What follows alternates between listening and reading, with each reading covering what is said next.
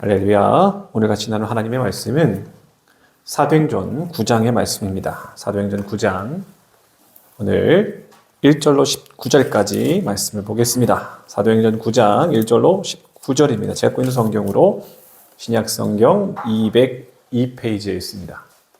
네, 여러분 혹시 인생 가운데 그런 경험도 있을 겁니다. 내가 옳다라고 믿고 살아가는 모든 순간들 말입니다.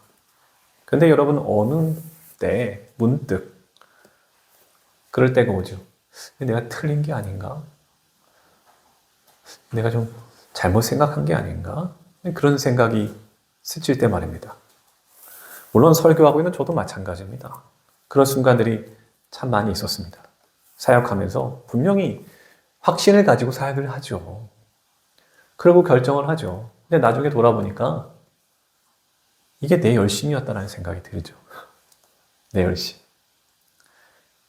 이게 내 욕심이지 하나님의 뜻은 아니었겠다라고 하는 그런 깨달은 말입니다. 그럴 때는 어떻죠? 여러분 어땠습니까? 당황스럽죠. 그리고 좀 부끄럽죠. 무엇보다 하나님이 하시는 일은 뭐냐면 너 잠깐 좀 멈춰봐 라고 하는 겁니다. 저에게도 그런 순간들이 참 많았는데 특별히 본강교에서도 그런 일들이 저에게 있었는데 저는 그 순간순간을 돌아보며 지금에서야 고백하게 되는 건 뭐냐면 너무 귀하다. 너무 귀하다. 너무 귀했다. 라는 생각을 해봅니다. 특별히 사도행전 9장 오늘 본문의 말씀을 통하여 사울이 딱 그랬거든요. 여러분 사울은요 누구보다 자기 확신에 가득 찼던 사람입니다. 그는요 평생에 주를 위해 산다라고 생각했어요. 하나님만을 위해 산다라고. 내가 교회를 핍박하는 것도요 하나님을 위한 일이었다는 겁니다. 그런데 그가 가던 그 길, 누구도 함부로 할 수 없는 그 길 가운데 그 한복판에서 하나님은 그를 딱 멈춰 세우십니다. 그리고 묻죠. 사울아, 사울아, 너 왜 나를 이렇게 핍박하느냐? 라고 말씀하시죠. 여러분, 이 하나님의 음성이 사울의 인생을 완전히 뒤엎어버렸습니다. 여러분, 오늘 이 말씀을 들으면서 이 질문과 함께 말씀을 시작했으면 좋겠습니다. 여러분, 하나님은 왜 사울을 향하여 너 잠깐 일로 와봐. 너 좀 뭔가 잘못 생각하고 있지 않니? 이 부분에서 너가 좀 실수한 것 같은데 좀 곰곰이 생각을 해보자. 라고 하면서 하나님은 사울을 설득하지 않았다고 하는 점. 두 번째는 그가 하나님을 향하여 열심으로 일하고 있는데 하나님은 그 열심을 결코 칭찬하지 않으셨다라고 하는 점. 그리고 마지막 하나인데 사울은 지금 대제사장으로부터 권한까지 받은 이제 난 마음대로 할 수 있는 거예요. 이제 권한까지 생겼단 말입니다. 가장 확신에 찬 바로 그 순간에 하나님은 그를 꼬꾸라뜨리셨습니다. 왜 그렇게 하셨을까? 이 세 가지 질문을 가지고 말씀을 보기를 원합니다. 사랑하는 성도 여러분, 하나님은 때로 우리를 쓰시기 전에, 우리를 하나님의 사람으로 쓰시기 전에 그를 잠깐 멈추도록 하신다는 겁니다. 여러분, 오히려 그 멈춤의 자리에서는요, 우리에게 새로운 눈을 뜨게 하십니다. 또한 그 새로운 길 가운데 우리를 초청하고 계신다는 거예요. 바로 오늘 말씀이 바로 그 이야기라는 겁니다. 1절의 말씀 같이 한번 읽어볼까요? 1절입니다. 시작. 사울이 주의 제자들에 대하여 여전히 위협과 살기가 등등하여 대제사장에게 가서 하면 여러분 성경은 사울을 이렇게 소개하는데 어떻게 소개했어요? 여전히라는 말을 사용했습니다. 여전히 위협과 살기가 등등했다라는 겁니다. 여전히라는 말은 뭐예요? 오늘 하루 사울이 흥분한 게 아니에요. 오늘 하루 사울이 마음을 먹은 게 아니에요. 늘 지속적으로 어떤 자신의 의지를 가지고 그리고 확신에 차가지고 지금 교회를 여전히 지속적으로 핍박하고 있었다라는 겁니다. 다시 말해서 이 사울이라는 사람은요 누가 뭐라고 한다고 야 그거 좀 아닌 것 같지 않아? 이 말 한다고 흔들리는 사람이 아닌 거예요. 오히려 그러면 그럴수록 더욱더 단단했던 사람이라는 겁니다. 그러므로 여러분, 사울이요 아무 생각 없이 그냥 교회를 핍박한 사람은 아니었다라는 겁니다. 그는 율법에 철저합니다. 전통도 너무 사랑했습니다. 그리고 이 모든 것이 하나님을 위하여 하느니라는 그런 확신이 있었다는 거예요. 그는 살아가면서 늘 이렇게 생각했겠죠. 내가 틀릴 일이 없다고. 이건 하나님을 위한 일이니까 나는 틀릴 수 없다고. 그리고 내가 봤을 때 저 사람도 지금 뭔가 착각하고 있고 너무 잘못된 길을 가고 있어. 이 확신이 있었다는 거예요. 여러분 아시죠? 이런 확신 있는 사람들 얼마나 무서운 사람들인지.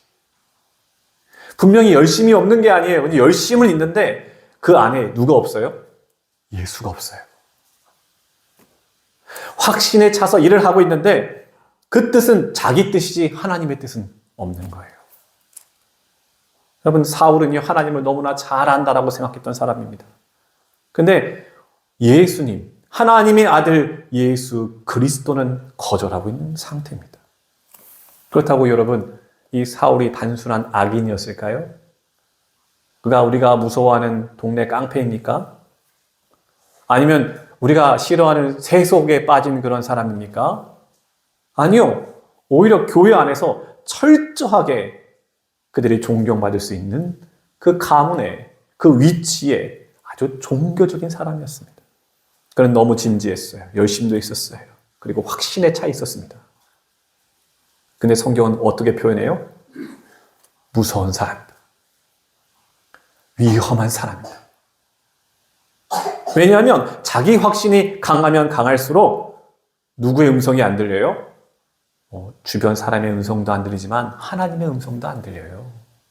자기 소리만 들려요. 사울은 하나님께 묻지 않았습니다. 하나님 이 길이 맞는 길일까요?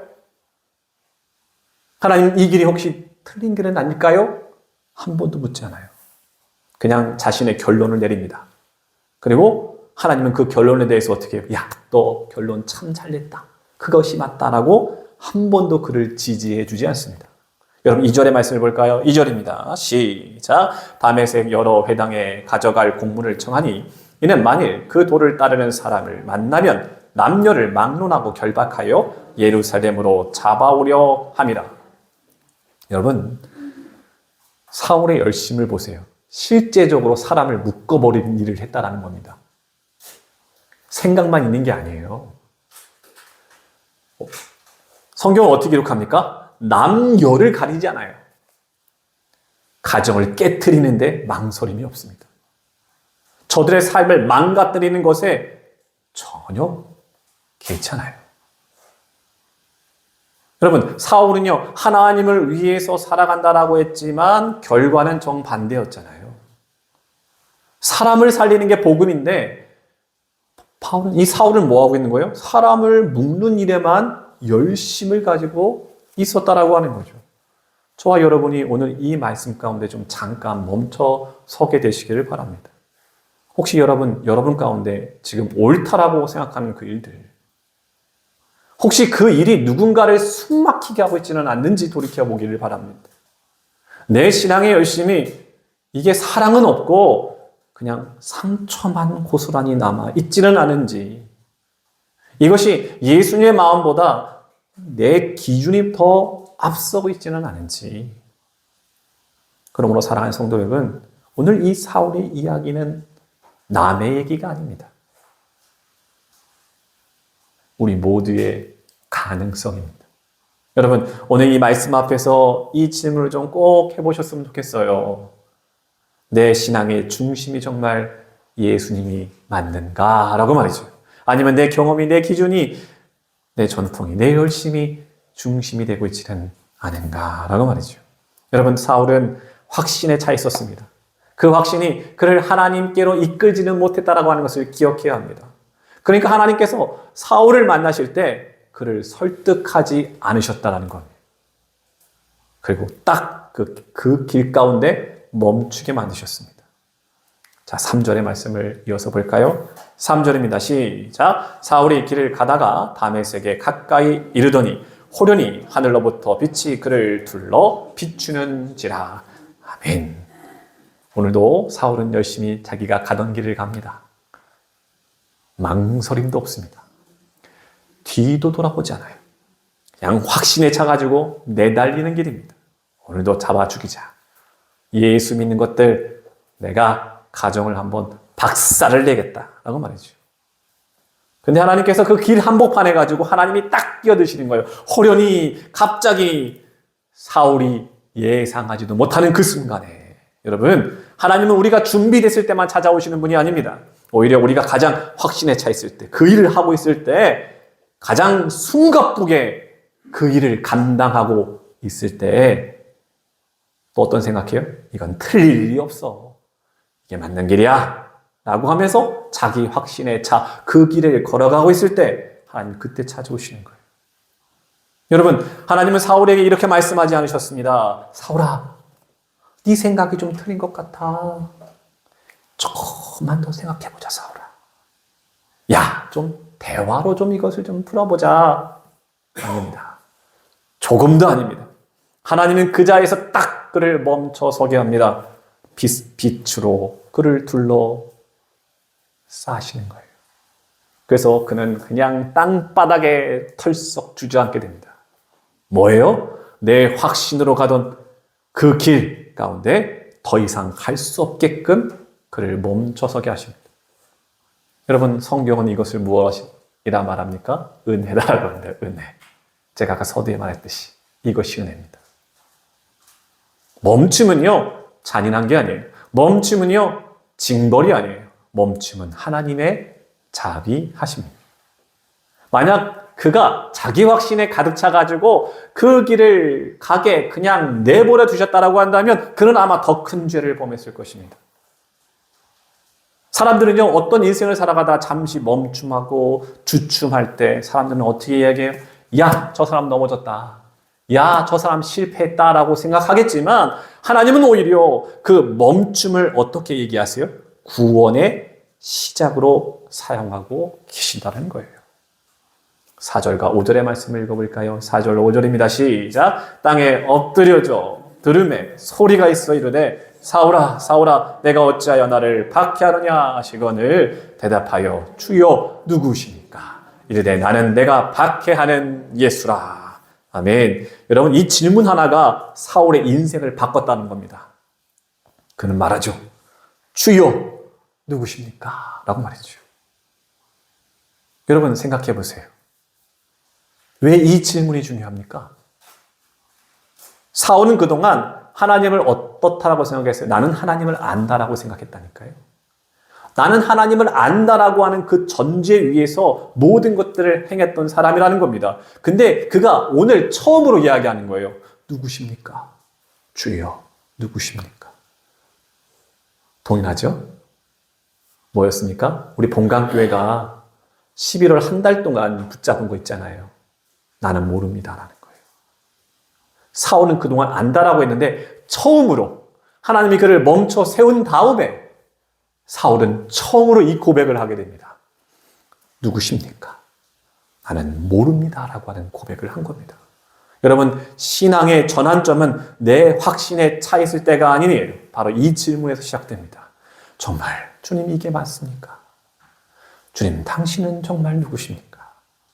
주님 내가 가는 이 길이 정말 맞기는 합니까? 여러분, 좀 뭔가 불안해 보이고 완벽해 보이지 않을지라도 하나님은요, 이 질문을 너무나 기뻐하신다는 거예요. 주님이 이렇게 말씀하십니다. 내가 어찌하여 나를 박해하느냐라고 말이죠. 여러분, 사울은 정말 교회를 박해했어요. 사람을 잡아갔습니다. 여러분, 여기서 질문.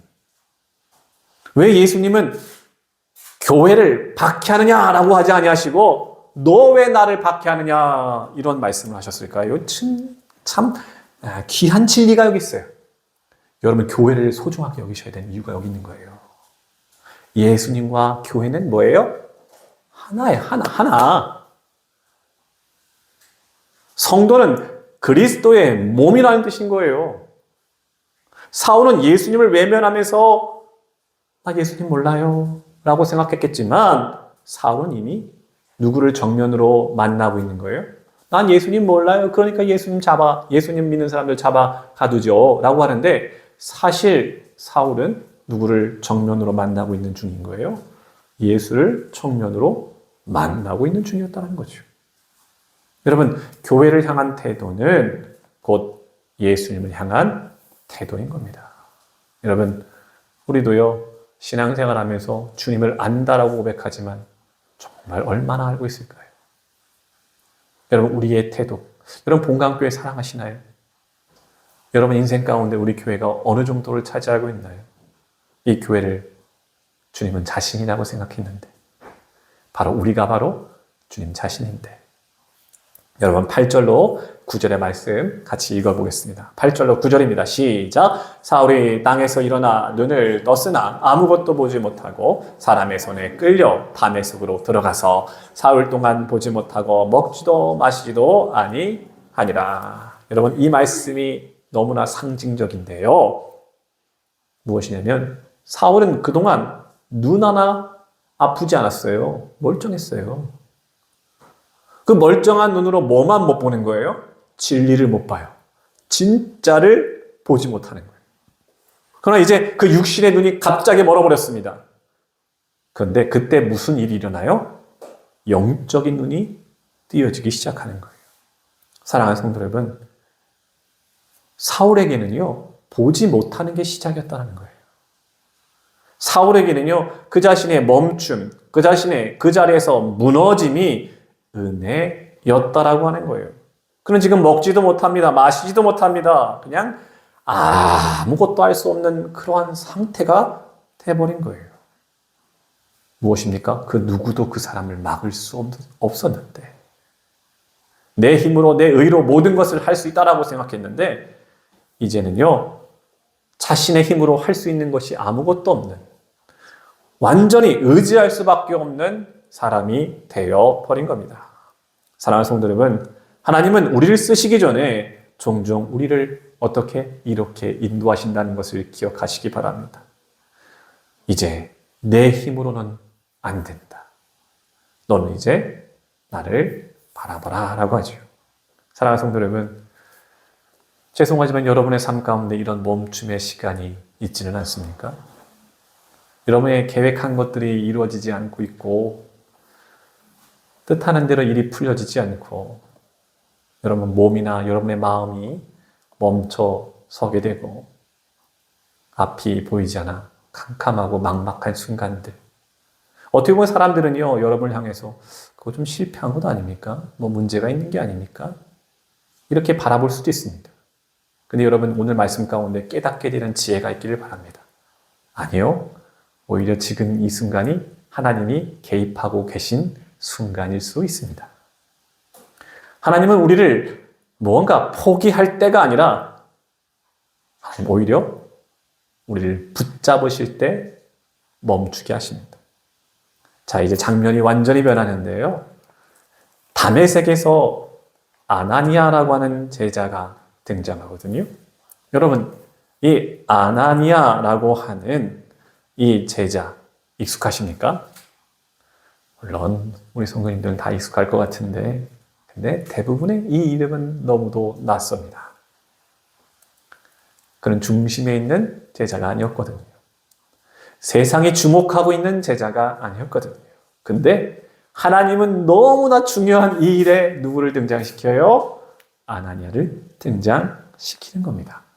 10절의 말씀 같이 한번 읽어볼까요?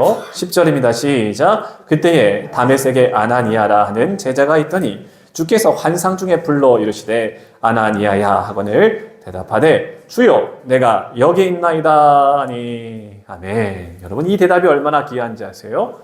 하나님 부르십니다 라고 했더니 주여 내가 여기 있나이다 라고 말이죠. 제가 지난 시간에 한번 말씀드렸죠. 누군가를 보내야 되는데 누군가 결단해야 되는데 뭐 누군가 하겠지가 아니라 주여 내가 여기 있습니다. 나를 택하소서 나를 보내소서. 빌리게 말씀하셨듯이 야 너는 광야로 가라 라고 하면 안 됩니다. 전 지금은 안 됩니다. 아니요. 주여 내가 여기 있습니다 라고 말이죠. 이 제자가 그래요. 얼마나 귀합니까? 아나니아는요, 조건을 따지거나 묻지 않습니다. 내가 왜 거기를 가야 되는지 이유조차를 묻지 않아요. 그냥 나 여기 있습니다 라고 하는 거죠. 주님의 제자는 자기 자신을 내려놓는 겁니다. 근데 하나님께서 이어서 하시는 말씀을 들어보세요. 여러분, 아나니아 마음이 얼마나 철렁 내려앉았을까? 그 상상을 하면서 11절의 말씀 볼까요? 재밌습니다. 11절 시작. 주께서 이르시되 일어나 집가라 하는 거리로 가서 유다의 집에서 다소 사람 사울이라 하는 사람을 찾으라. 그가 기도하는 중이라. 네.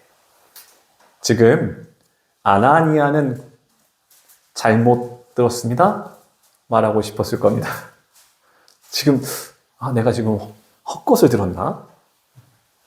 그랬을 겁니다. 사울이 누굽니까? 교회를 핍박하던 사람, 성도들을 잡아가던 사람, 내 형제와 자매를 직접적인 그 가정을 파괴하던 사람, 그냥 그 사람의 말만 들어도, 이름만 들어도 덜덜덜 떨게 하는 그 사람. 지금 누구에게 그 이름이 들려요?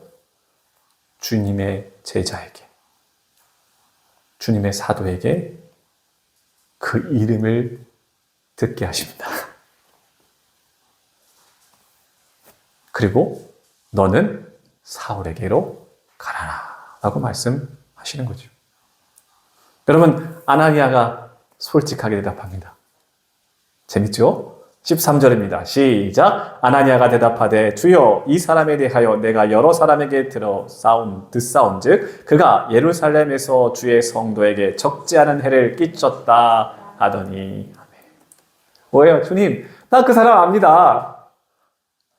그 사람이 얼마나 끔찍한 일을 했는지 다 압니다 라고 하는 거예요. 여러분, 이게 믿음 있는 사람의 모습일까요? 그럼 이 사람이 믿음이 없는 걸까요? 저는요, 솔직한 인간의 반응이라고 생각합니다. 인간적인 반응이에요. 아프니까, 두려우니까, 걱정되니까 그대로 나오는 거예요. 그런데 하나님께서 그에게 이렇게 말씀하시잖아요. 15절의 말씀 같이 읽어볼까요? 시작. 주께서 이르시되 가라. 이 사람은 내 이름을 이방인과 임금들과 이스라엘 자손에게 전하기 위하여 택한 나의 그릇이라. 또 가. 너는 가라. 그는 내 이름을 위하여 택한 나의 그릇이다. 내 그릇이다. 이 말씀의 핵심이 뭐냐면, 하나님은요, 그 과거가 그 사람이 어땠는지, 우리는 그 사람 싫어하잖아요. 그 사람의 과거의 꼬리표를 보면서 이렇게 하잖아요. 하나님 그 사람의 과거 궁금해하지도 않고 그것을 중심에 놓지 않아요. 하나님의 선택의 기준은 우리랑 다르다고요. 우리가 보는 사람, 하나님이 보시는 사람 다를 수 있다는 것을 우리는 좀 알아야 된다는 겁니다. 17절의 말씀을 볼까요? 17절 시작. 아나니아가 떠나 그 집에 들어가서 그에게 안수하여 이르되 형제 사울아, 주 곧 내가 오는 길에서 나타나셨던 예수께서 나를 보내어 너로 다시 보게 하고 성령으로 충만하게 하신다 하니. 아멘. 아나니아가 떠나 그 집에 들어가서 그에게 안수하여 이르되. 아나니아 정말 대단한 사람이에요. 무시무시해도 내가 잘못 들은 것 같은 그 사람의 이름이라 할지라도 그는 갑니다. 왜? 주께서 가라 하시니까. 근데 이 아나니아의 언어를 보면 사울을 만나자마자 이렇게 이야기합니다. 형제 사울아.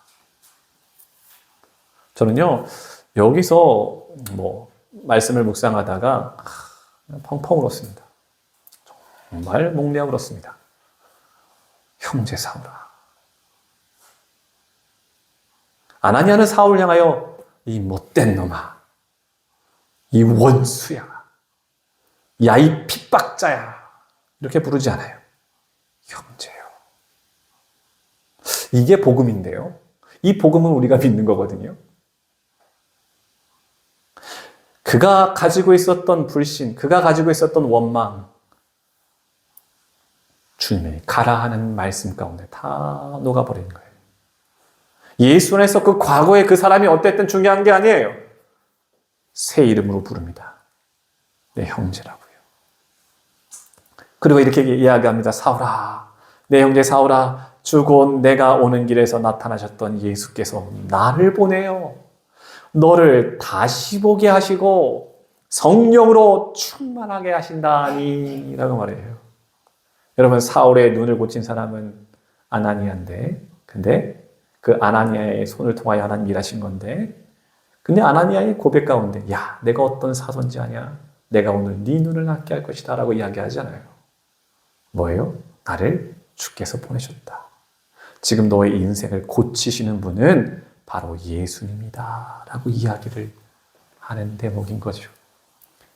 이게 목회자입니다. 이게 예수님의 제자인 겁니다. 18절 말씀 볼까요? 18절 시작. 즉시 사울의 눈에서 비늘 같은 것이 벗겨져 다시 보게 된지라 일어나 세례를 받고. 여러분, 이 비늘 같은 것, 이거는 단지 육신의 눈의 문제만을 이야기하는 게 아닙니다. 그는 늘 자기의 의로 눈이 가득 찼죠. 그가 바라보는 눈은 얼마나 무서운 눈이었겠습니까? 율법적인 교만의 눈빛이 있었습니다. 잘못된 확신의 비늘이 저들을 꽉 붙들고 있었습니다. 그 눈은 어떤 겁니까? 예수를 보긴 하는데 예수를 거부하는 눈이었습니다. 이것 한순간에 다 벗겨져 내렸습니다. 여러분, 여기서 말한 눈이 열렸다고 하는 것은 그가 바라보는 시각이 완전히 다르게 열렸다고 하는 사실입니다. 그 일이 있고 난 뒤에 세례를 받게 되죠. 이제 더 이상 자기 확신에 찬 사람이 아닙니다. 이제는 다시 사는 존재, 은혜로 사는 사람이 되는 거죠. 자, 오늘의 말씀은 어떻게 마칠까요? 19절입니다. 같이 한번 읽어볼까요? 시작. 음식을 먹음에 강건하여 지니라매. 여러분, 이 구절이 얼마나 따뜻한가 몰라요. 멈추게 하신 분이 누구예요? 하나님이시잖아요. 눈을 멀게 한 사람이 누구예요? 하나님이시잖아요. 그를 무너뜨린 사람이 누구예요? 하나님이시잖아요. 근데 하나님이 우리를 무너뜨리게 하고 실패하고 박살내게 하시고 정말 우리를 그렇게 만들 목적이 있으셨을까요? 너 좀 맛 좀 봐라. 그렇게 하기 위해서 그런 일을 하셨을까요? 아니에요. 전혀 그럴 마음이 없으세요. 만일 그런 마음이 있었다면 내버려 뒀을 겁니다. 그러나 하나님은 찾아오셔서 그를 멈추게 하시고, 그리고 하시는 일이 뭡니까? 너는 먹어라. 내가 주는 말씀을 먹어라. 은혜를 먹어라. 그리고 다시 그를 온전한 모습으로 일으켜 세우시는 거예요. 하나님은 무너뜨리기만 하시는 분이 아니에요. 여러분, 잘못된 생각입니다. 하나님은 오히려 무너뜨리는 그 자리에서 새 사람을, 내 사람을, 하나님의 사람을 세우고 계십니다.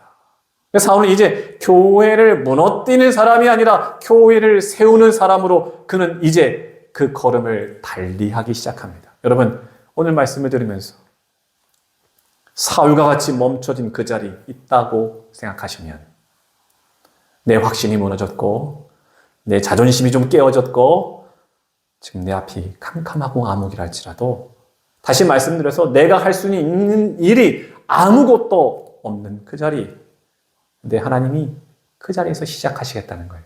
그 자리는 내 자리다. 내가 일할 것이다. 라고 하는 자리죠.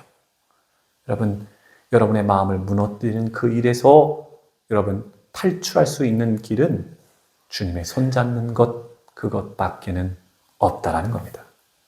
말씀을 정리할까요? 사울은 걷던 사람이 아닙니다. 사울은 뛰던 사람입니다. 전력 질주하던 사람입니다. 근데 하나님께서 그를 칭찬하지 않죠. 그의 열심을. 왜 그렇게 하셨죠? 하나님은 그를 어떻게 하셨어요? 절대로 설득하지 않았다는 거예요. 딱 그 자리에서 멈춰 세우셨죠. 여러분, 그걸 알아셔야 돼요. 왜 하나님은 그렇게 하셨을까요? 가만두면 더 멀어져요. 가만두면 그 사람 인생 때문에 누군가는 더 망가뜨려지는 인생이 되는 거예요. 그가 그 자리에서 당장 멈추지 않으면 돌이킬 수 없어요. 얼마나 끔찍합니까? 구원받지 못하는 그 인생 말입니다. 멈춰 세우시잖아요. 얼마나 귀합니까? 그러니까 여러분 오늘 내 삶에 멈춰진 자리가 있다고 원망하고 불평하는 말이 입 밖에 나오기 바로 그 직전에 여러분 멈추셔야 합니다. 왜요? 그 멈춤의 자리는 하나님의 심판의 자리가 아니에요. 오히려 하나님의 자비하심이 머무는 자리입니다. 나를 사랑하셔서. 여러분의 삶 가운데 지금 멈추는 그 자리 가운데 있다 할지라도 실망하지 마세요. 그것은 끝이 아니라 하나님이 지금 시작하고 계시는 중입니다. 여러분 이것을 기억하세요. 스데반은 죽음 앞에서 어떻게 무엇을 바라옵니까? 그렇죠. 자신의 인생 마지막이 끝이에요. 더 이상 소망이 없습니다. 사람들의 눈빛은요, 나를 죽이기 위해서 돌을 들었다니까요. 근데 그는 사람들의 눈, 날아오는 돌에 집중하지 않아요. 그 마지막 그 순간에 멈춰진 그 순간에 그는 하늘을 바라보고 있었습니다. 기억하시죠? 여러분 지난 시간 빌립은 어떻게 했습니까? 지금 사역이 잘 되고 있어요. 부흥하고 있어요. 안정적입니다. 은혜가 있습니다. 너 멈춰. 가. 광야로 가. 누구를 만날까요? 어떤 일이 있을까요? 부흥할까요? 성장할까요? 그게 너랑 무슨 상관이냐? 너는 광야로 가라. 그 길을 가는 겁니다. 사울은 어떻습니까? 내 확신이 가득 차가지고 열심히 내달립니다. 근데 하나님은 그 자리에 딱 그를 멈춰 세우신다는 겁니다. 여러분 이 공통점을 찾으셨습니까? 하나님은 그 인생을 바꾸실 때 잠시 멈추게 하신다는 사실입니다. 그리고 그 자리에서 누구를 만나게 하신다는 거예요? 스데반은 주님을 만나고 빌립은 하나님을 만나게 하는 사람을 만나게 하시고 사울은 그 멈춰진 자리에서 예수를 만나게 합니다. 곧 예수를 만나게 합니다. 안타깝게 사울은 그 눈이 멀었을 때 주님을 만났죠. 그가 그 삶이 인생이 무너졌을 때 그때 그는 진짜 살게 됩니다. 내 힘으로 모든 것을 할 수 있다라고 생각했던 그 자리, 이제는 내가 아무것도 할 수 없는 그 자리에 비로소 하나님께 붙들린 사람이 됩니다. 여러분, 이 질문 여러분에게 드리고 싶습니다. 멈춰진 자리 실망하지 마세요. 여러분의 계획이 막혔어요? 앞이 보이지 않아요? 내가 갖고 있는 확신마저 무너진 것 같습니까? 그리고 지금 왜 하필 지금입니까? 이 말이 나도 모르게 자꾸 반복되어 나오고 있지는 않습니까? 여러분 그 질문 앞에 오히려 주님 앞에 이런 질문을 해보는 건 어떻습니까? 주여, 당신은 누구십니까? 주여, 내가 어디를 가기를 원하십니까? 여러분 이 질문 하나가 사울의 인생을 바꿨잖아요. 이 질문이 저와 여러분의 인생을 바꿀 것입니다. 바라기는 우리 모두 이렇게 고백하게 되길 바라요. 주여, 멈추시게 한 것도 은혜고 무너짐도 부르심도 은혜입니다. 이제 내 길이 아니라 주님의 길을 걷겠습니다. 라고 말이죠. 이 결단이, 이 고백이 저와 여러분의 고백되어서 멈춤의 자리를 두려워하지 않고 그 자리를 하나님이 가장 가까이 하신 자리임을 믿으며 저와 함께 걸어가기를 주님의 이름으로 축복합니다. 기도하겠습니다. 거룩하신 하나님, 은혜를 감사합니다. 참 내 마음대로 걸었습니다. 삐뚤빼뚤 내가 걷고 싶은 대로만 걸었습니다. 때로는요 너무 빨리 걷기도 했습니다. 확신에 차 있었고 내가 옳다라고 믿었습니다. 근데 그 길에 사랑이 남고 은혜가 남고 열매가 남아야 되는데 상처만 남았습니다. 이것을 깨닫는데 왜 이렇게 오랜 시간이 걸렸습니까? 멈췄을 때 실패한 것처럼 낙심했습니다. 하나님 앞에 삿대질하면서 당신 계신 것 맞느냐고 원망했습니다. 근데 돌아보니 멈춤이 은혜였습니다. 내가 무너진 게 하나님의 자비하심과 사랑이었습니다. 오늘 말씀 가운데 사울을 다시 세우신 것처럼 주여, 나는 못 걷는 줄 알았는데 다시 걷게 되었음을 감사합니다. 우리의 눈에 이 비늘을 이제는 벗겨주시고 주님이 보게 하시는 믿음의 길을 걷게 하여 주옵소서. 주여, 내 열심이 아니라 은혜로 하게 하시고 자기 확신이 아니라 순종케 하게 하여 주옵소서. 내 길이 아니라 주님의 길을 걷게 하여 주옵소서. 예수님의 이름으로 기도드리옵나이다. 아멘. 할렐루야. 찬송가 272장 우리 찬송하시고요. 주님께서 하신 기도로 예배를 마치겠습니다. 찬송가 272장입니다. 고통의 멍에 벗으려고.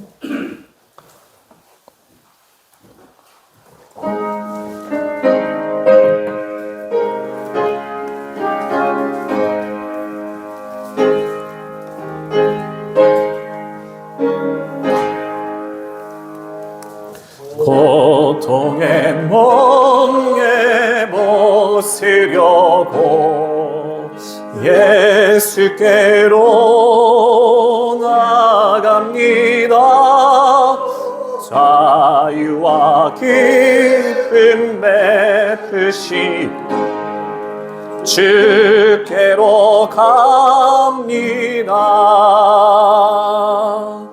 병든 몸이 튼튼하고 빈금한 삶이 부해지며 죄악을 벗어버리려고 주께로 갑니다. 낭패와 실망 당한 뒤에 예수께로 나갑니다. 십자가 은혜 받으려고 주께로 갑니다. 슬프던 마음 위로받고 이 생의 풍파 잔잔하며 영광의 찬송 들으려고 주께로 갑니다. 교만한 마음을 내버리고 예수께로 나갑니다. 복되신 말씀 따르려고 주께로 갑니다. 실망한 이 몸 힘을 얻고 예수의 크신 사랑 받아 하늘의 기쁨 맛보려고 주께로 갑니다. 죽음의 길을 벗어나서 예수께로 나갑니다. 영원한 집을 바라보고 주께로 갑니다. 멸망의 폭을 헤어나와 평화의 나라 다다라서 영광의 주를 배우려고 주께로 갑니다. 아멘. 주님께서 하신 기도로 예배를 마칩니다. 하늘에 계신 우리 아버지여, 이름이 거룩히 여김을 받으시오며 나라에 임하옵시며 뜻이 하늘에서 이룬 것 같이 땅에서도 이루어지이다.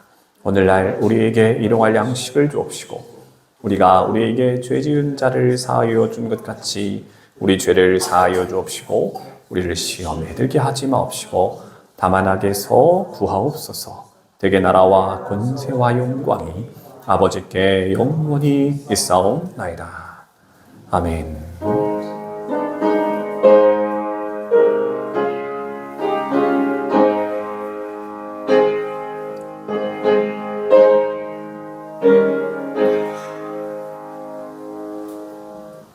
예배를 마칩니다. 하나님이 맡겨주신 여러분의 자리에서 기뻐하면서 주님과 함께 걷는 믿음의 한 주 되시길 주님의 이름으로 축복합니다.